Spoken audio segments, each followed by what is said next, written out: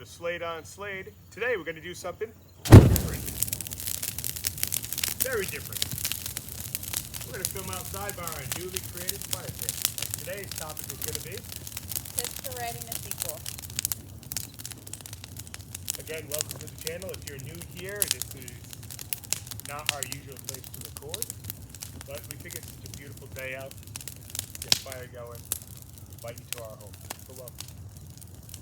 Don't forget, my book, The House of Ribbons, is currently on sale. You can purchase it on Amazon. And book 2, The House of Sleepless Dreams, will be out before Christmas. And today is... Tips on writing a sequel. Oh no, I meant the date. That's like September something. 25th. 20, September 25th. There you go. First question. So where do you pick up whenever you write a sequel? Well, that's the obvious question, I guess, which would be directly after in my series. Some people pick it up years or weeks or months later, but where you want to pick it up is the absolute most important, because the story obviously needs to progress. But sometimes a story goes backwards, and a sequel turns into a prequel. All I got on that answer. So the next question I have is, do you need to give the reader something new, or can it be the same old stuff? No, if it's the same old stuff, you're not going to get anybody into a third book. You want to introduce new characters, new plot lines. You want to give the reader a reason to be happy that they gave you your $3.80. By the way, you're looking to make a lot of money in writing. Yeah, just no. Yeah, the book might cost $20 after shipping and handling, but I get exactly $3.80, and that's not far off from what you're going to get from a publishing house. A good publishing house will pay for a best-selling book $4,000 to $8,000 a month, and that's coming directly from two women I know who are best-selling authors with a large string of books between the two of them.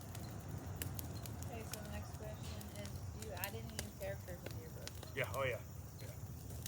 With me, and like I said, I can't speak to other people's writings, but for me, each book I add characters. Book 2, I add a host of new people, and book 3, I add even more. And the reason why you want to add new people is you can add new dimensions to your manuscript, and then hopefully a book.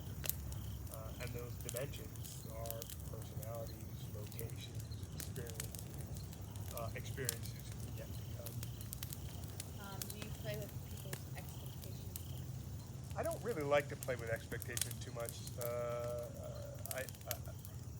I don't like to give misgivings and falsehoods and be like, haha, see, you thought it was going here, but he was really a dragon all along. I don't like to do that because it bends people in the wrong direction real fast sometimes. But I do like the mystery element if done correctly. And it is a big part of the book that I've written in my series that's mystery driven. So, but I don't play with the expectations in a way where you're going to be like, I feel screwed. Like again, I want you to be happy enough that you spent the money you spent on the literature that you bought so that you'll come back. Then, do you let characters go? Some characters have to go. They can either die, they can pass on naturally or unnaturally, they can leave, move to Argentina, or sometimes they just have to be phased out for the good of the story. Remember, kill off a character, you can find an inventive way to bring them back if you're in the sci-fi fantasy world. But when you let a character exit, they can always come back.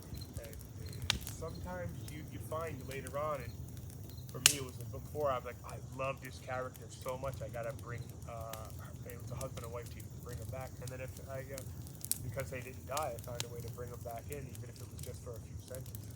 You want to make the world feel real. By adding new characters, you're broadening your horizons, you're creating more of a spherical world. Or if you believe in flat Earth, I don't really care what you believe in. And then, what do you do when you're planning your book series? How do you make sure that you make the Okay, so I'm going to give advice that most hardcore college educated, which I am, but I did not go to school to write. They'll say you have to plan it out and you have to do months of research. No, how about you just sit at the keyboard and you just let it write itself? Okay. Do you have to keep a journal? Yeah, I have to keep a journal, and I have several. I got technology I use, locations I go to, people, and then I have miscellaneous. And I say journal, I keep that on the computer. And I have to reference that, especially people, because you're gonna, once you go over 20 characters, you're gonna start forgetting who's dating who's married to who died, when did they die, are you referencing the wrong person at the wrong time, who's male, who's female, if you got very close names.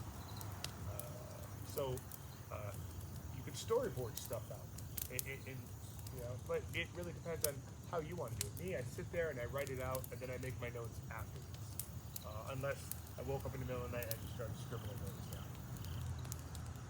And then, Or I'm in the car and I go to my wife and I say, "Hey, beautiful woman, can you write this down?" She goes like this. Basically, I just want her to touch 2 buttons so it can auto-dictate. And I just speak into the thing. is there any other advice that you'd like to give to viewers? No, just keep writing. Just keep writing. And if this is your dream, make it a reality. Is there going to be a price constraint? Yes. Okay. Have we changed our attitudes when it comes to editing? Yes.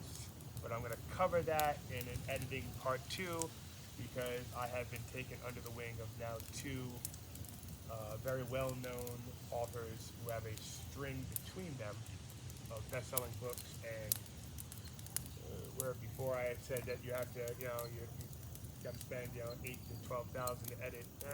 I was misguided on that, and I want to correct myself. So. That is all we have for you today. So if you like us, go ahead and hit the like and subscribe button below.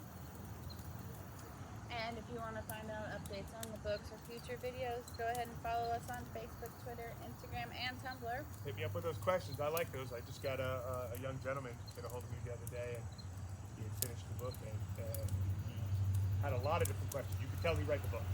He had a lot of different questions, and I think we spent about an hour and a half on Messenger talking about the book, and I had a lovely time. Lovely time. I enjoy that. I enjoy the fan interaction. I think it's really great. And that is all we have for you today, so we'll see you later. Bye. Bye.